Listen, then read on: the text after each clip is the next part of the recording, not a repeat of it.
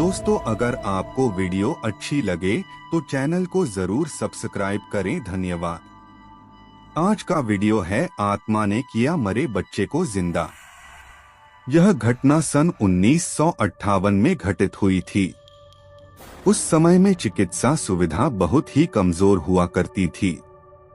UP के मुजफ्फरनगर के रसूलपुर गांव में एक चौधरी गिरधर सिंह नाम का एक आदमी रहा करता था। उसके एक 3 साल का बच्चा था। उसे चेचक हो गया और काफी इलाज करने के बाद भी वो जिंदा नहीं बच सका।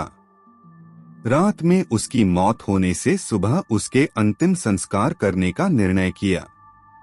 उसी रात को मुजफ्फरनगर के एक दूसरे गांव में शोभाराम नाम के एक आदमी की बैलगाड़ी के पहिए के नीचे आ जाने से मौत हो गई। उसको अस्पताल ले जाते वक्त रास्ते में ही उसकी मौत हो गई। मृतक के घर वालों ने उसका दाह संस्कार कर दिया। दूसरी तरफ जब रसूलपुर में उस मृत बच्चे को दफन करने के लिए जंगल जाने लगे, अचानक रास्ते में उसके शरीर में हलचल हुई और वो उठकर खड़ा हो गया। लोग ये देखकर दंग रह गए, लेकिन बाद में उसको जिंदा देखकर सभी खुश हो गए। लेकिन लोगों को ये पता नहीं था कि उस बच्चे के शरीर को किसी और की आत्मा ने जकड़ रखा था। उस 3 साल के बच्चे में 23 साल के शोभाराम की आत्मा घुस चुकी थी। वो अलग जगह पर आकर बहुत परेशान हो रहा था और खाना खाने से मना कर रहा था, लेकिन बड़ी मुश्किल से समझाकर उसको खाने के लिए राजी किया। एक दिन वो बच्चा अपनी माँ के साथ उसके ननिहाल जा रहा था कि अचानक रास्ते में वो जगह आई जहाँ शोभाराम की मौत हुई थी। उस बच्चे ने इशारा करके बताया कि ये रास्ता उसके गांव की ओर जाता है। उसकी माँ उसकी बातों को अनसुना कर उसके ननिहाल चली गई।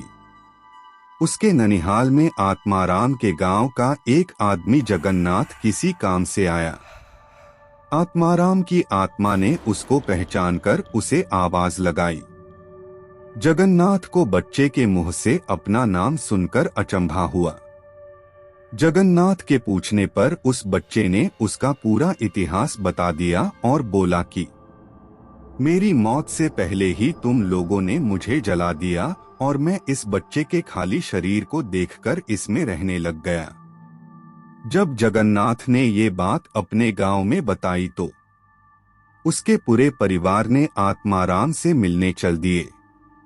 उस बच्चे ने सबको पहचान लिया और वो उनके साथ उसके गांव चल दिया और उसने वापस रसूलपुर आने से मना कर दिया, लेकिन लोगों के समझाने पर मान गया। इस तरह वो 2 परिवारों को साथ लेकर चलता रहा। इस कहानी से हमें ये पता चलता कि यदि कम उम्र में किसी की मौत हो जाती है तो वो अपनी अधूरी इच्छाओं को पूरा करने के लिए किसी के शरीर को इसका जरिया बना सकती है। दोस्तों, मैं आपको बताना चाहता हूँ कि ये तो केवल कहानी है, लेकिन हकीकत में ऐसे कुछ मामले होते हैं जिनको कोई पहचान नहीं पाता है। इस कहानी में आपको थोड़ी सी भी सच्चाई लगे तो कमेंट के जरिए अपना विचार लिखना ना भूले। धन्यवाद।